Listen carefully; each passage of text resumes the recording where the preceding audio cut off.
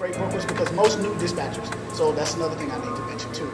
Most new dispatchers are going to mainly start getting their loads for the trucks that they're dispatching for off of load boards and from freight brokers.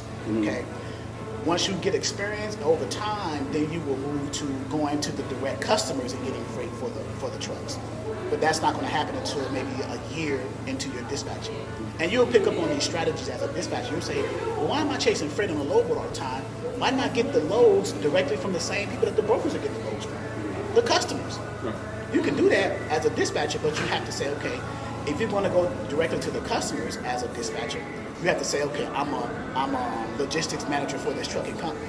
You can't go to a shipper and say, I'm a dispatcher for the trucking company because they'll So that's why. so What all in? all in rate.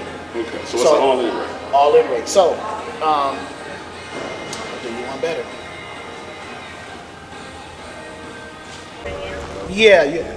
Well, you the one asking the question about the all in rate? Yes, Okay, what load board were you looking on? on that. On that, so there's a difference between all-in rate and line haul rate. What equipment type were you looking for the load for? For a box truck. For a box truck. So the all-in rate is the rate that includes the fuel surcharge and the line haul rate. What a line haul rate is where the load is being picked up from at the shipper to where it's being delivered to at the receiver and what's being paid for that. That's called the line haul. The all-in is that plus a fuel surcharge is added on top of that to help the carriers mitigate their fuel expenses. So that's what So the all-in rate includes the line haul plus fuel surcharge. So as long as you remember it like that, you should go. So when you talk to brokers, you'll ask them when they have loads posted on load boards, you'll say, is this an all-in or is this just line haul? And they're gonna probably look at you like, or look at themselves like, wait a minute, they know what they're talking about, right? So, Right. because you're throwing verbiage at them that they didn't expect to hear from a dispatcher, right? Okay. So, but was that all that you needed, or? Yep, that's it. Well, that was quick. Yeah. Yeah. So you're looking for a load for a box truck, I was yesterday. okay? And how did And that? one of the books popped up in the details section and mentioned it's an all-in rate. Right, it's all in. So in other words, it includes what the broker's paying to the truck, plus extra fuel costs to help that carrier mitigate their fuel price, because fuel is crazy nowadays. So that's probably Right. why. Yeah. So that's probably why. Okay. You don't come across those often. An honest broker, you're right. You don't come across them often.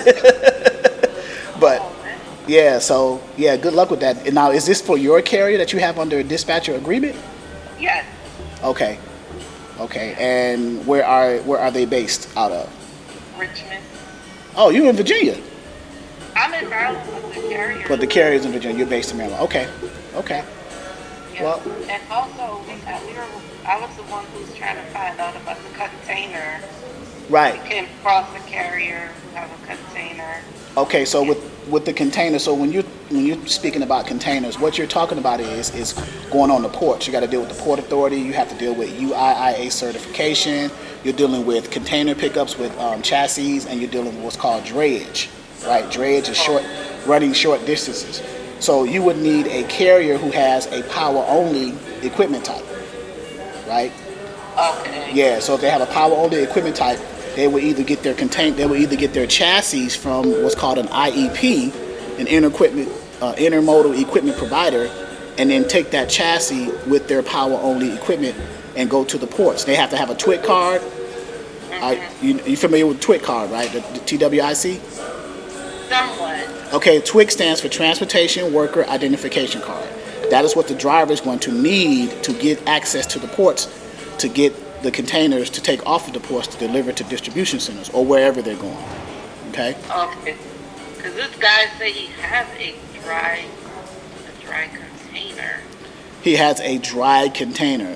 That's So what he says. yeah, he may have a dry van equipment type. And he could probably, if he has a dry van equipment type and he wants to run to the ports, then he would just have to drop his trailer on his yard and just use his truck, his power only unit, grab a chassis from an IEP, an intermodal equipment provider, and then go to the ports.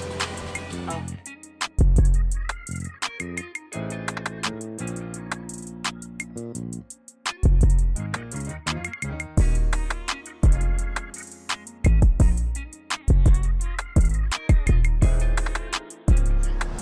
Dispatcher 101 training for beginners. Best program, best results, best price, which is important. To get involved with us, click the link below.